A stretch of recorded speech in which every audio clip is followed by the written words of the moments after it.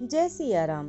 आपके अपने चैनल धार्मिक कथाएं में एक बार फिर से आप सभी का बहुत बहुत स्वागत है। आज की अपनी इस वीडियो के माध्यम से मैं आप सभी के समक्ष श्रावण मास महात्म्य का 27वां अध्याय प्रस्तुत कर रही हूँ, जिसमें कर्क संक्रांति और सिंह संक्रांति में किए जाने वाले कार्यों का वर्णन किया गया है। तो आशा करती हूँ आप सभी इस पूरी कथा का श्रवण अवश्य करेंगे। तो वीडियो में बने रहें, वीडियो को पूरा देखें और यदि यह वीडियो आपको पसंद आए तो कृपया लाइक करें और जो लोग भी मेरे चैनल पर नए हैं तो चैनल को सब्सक्राइब भी अवश्य कर लें। साथ ही बेल आइकन को भी प्रेस कर दें ताकि मेरी वीडियोस के नोटिफिकेशन आप सभी को मिलते रहें। और कमेंट बॉक्स में भगवान शिव का नाम भी अवश्य लें। ईश्वर बोले, हे सनत कुमार, श्रावण मास में कर्क संक्रांति तथा सिंह संक्रांति आने पर उस समय जो कृत्य किए जाते हैं उन्हें भी मैं आपसे कहता हूँ। कर्क संक्रांति तथा सिंह संक्रांति के बीच की अवधि में सभी नदियां रजस्वला रहती हैं, अतः समुद्रगामिनी नदियों को छोड़कर उन सभी में स्नान नहीं करना चाहिए। कुछ ऋषियों ने यह कहा है कि अगस्त्य के उदय पर्यंत ही वे रजस्वला रहती हैं। जब तक दक्षिण दिशा के आभूषण स्वरूप अगस्त्य उदित नहीं होते तभी तक वे नदियां रजस्वला रहती हैं और अल्प जल वाली कही जाती हैं। जो नदियां पृथ्वी पर ग्रीष्म ऋतु में सूख जाती हैं, वर्षा काल में जब तक 10 दिन न बीत जाएं, तब तक उनमें स्नान नहीं करना चाहिए। जिन नदियों की गति स्वतः 8000 धनुष तक नहीं हो जाती, तब तक वे नदी शब्द की संज्ञा वाली नहीं होती, अपितु वे गर्त कही जाती हैं। कर्क संक्रांति के प्रारंभ में 3 दिन तक महानदियां रजस्वला रहती हैं। वे स्त्रियों की भांति चौथे दिन शुद्ध हो जाती हैं। हे मुने, अब मैं महानदियों को बताऊंगा, आप सावधान होकर सुनिए। गोदावरी, भीमरथी, तुंगभद्रा, वेनिका, तापी, पयोष्णी, ये 6 नदियां विंध्य के दक्षिण में कही गई हैं। भागीरथी, नर्मदा, यमुना, सरस्वती, विशोका, वितस्ता, ये 6 नदियां विंध्य के उत्तर में कही गई हैं। ये 12 महानदियां देवर्षि क्षेत्र से उत्पन्न हुई हैं। हे मुने, देविका, कावेरी, वंजरा, कृष्णा, ये महानदियां कर्क संक्रमण के प्रारंभ में 1 दिन तक रजस्वला रहती हैं। गौतमी नामक नदी कर्क संक्रमण होने पर 3 दिनों तक रजस्वला रहती है। चंद्रभागा, सती, सिंधु, सरयू, नर्मदा, गंगा, यमुना, लक्षजाला, सरस्वती, ये जो नाद संज्ञा वाली नदियां हैं वे रजोदोष से युक्त नहीं होती हैं। शोण, सिंधु, हिरण्य, कोकिल, आहित, घरघर और शतद्रु, ये 7 नाद पवित्र कहे गए हैं।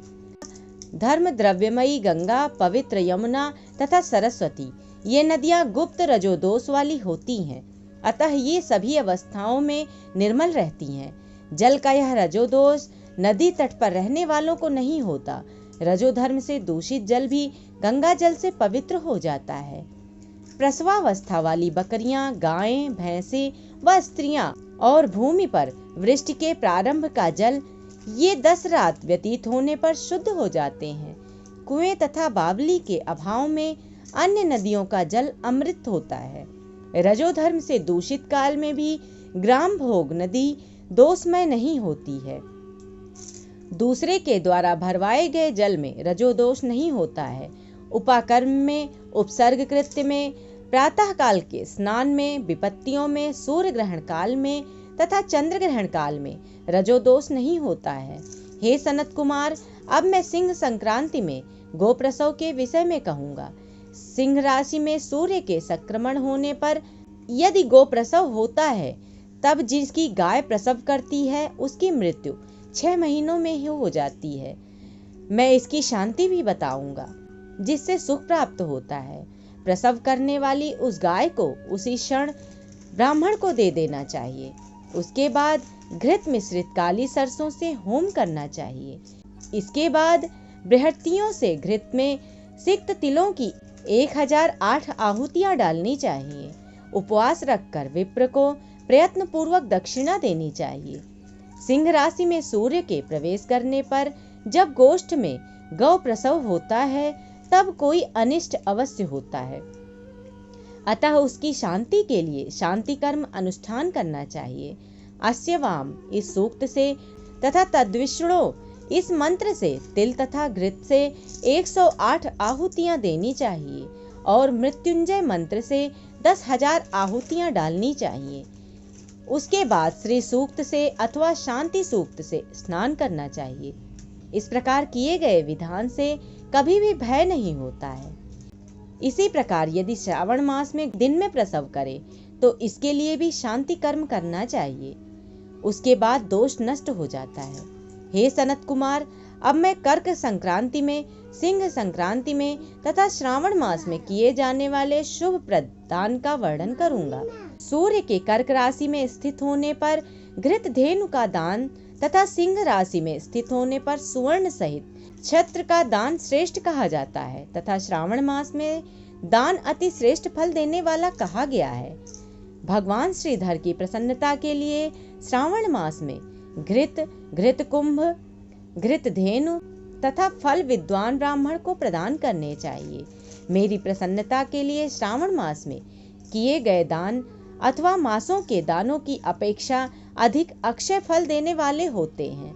12 महीनों में इसके समान अन्य मास मुझको प्रिय नहीं है।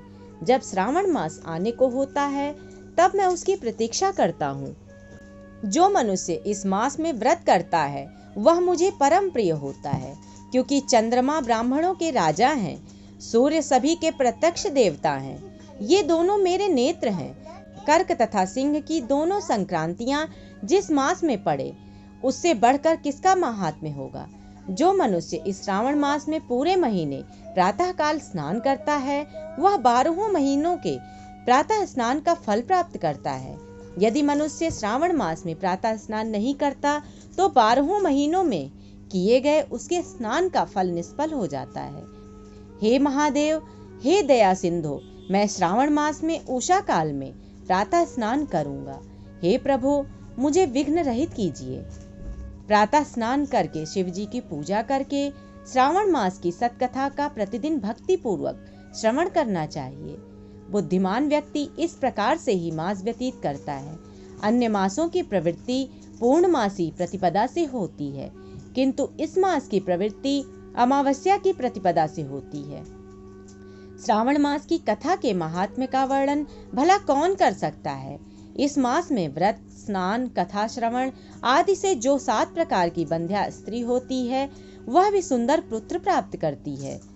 विद्या चाहने वाला विद्या प्राप्त करता है, बल की कामना करने वाले को बल मिल जाता है, रोगी आरोग्य प्राप्त कर लेता है, बंधन में पड़ा हुआ व्यक्ति बंधन से छूट जाता है, धन का अभिलाषी धन को पा लेता है, धर्म के प्रति मनुष्य का अनुराग हो जाता है तथा पत्नी की कामना करने वाला उत्तम पत्नी पाता है। हे मानद, अधिक कहने से क्या प्रयोजन। मनुष्य जो जो चाहता है उसको पा लेता है और मृत्यु के बाद मेरे लोक को पाकर मेरे सानिध्य में आनंद प्राप्त करता है। कथा सुनाने के बाद वस्त्र, आभूषण आदि से कथावाचक की विधिवत पूजा करनी चाहिए। जिसने वाचक को संतुष्ट कर दिया उसने मानो मुझ शिव को प्रसन्न कर दिया। श्रावण मास का महात्म्य सुनकर जो वाचक की पूजा नहीं करता, यमराज उसके कानों को छेदते हैं और वह दूसरे जन्म में बहरा होता है। अतः सामर्थ्यानुसार वाचक की पूजा करनी चाहिए। जो मनुष्य उत्तम भक्ति के साथ इस श्रावण मास महात्म्य का पाठ करता है अथवा सुनता है अथवा दूसरों को सुनाता है, उसको अनंत पुण्य की प्राप्ति होती है। इस प्रकार श्री स्कंद पुराण के अंतर्गत ईश्वर सनत कुमार संवाद में श्रावण मास महात्म्य, नदी रजोदोष, सिंह गौ प्रसव, सिंह कर्कट श्रावण स्तुति वाचक पूजा कथन नामक 27वां अध्याय पूर्ण हुआ। भगवान शिव की कृपा दृष्टि अपने भक्तों पर सदैव बनी रहे, इसी कामना के साथ यह 27वां अध्याय मैं पूर्ण कर रही हूँ। तो जो लोग भी मेरे चैनल पर नए हैं तो चैनल को सब्सक्राइब अवश्य करें और कमेंट बॉक्स में भगवान शिव का नाम भी अवश्य लें। धन्यवाद।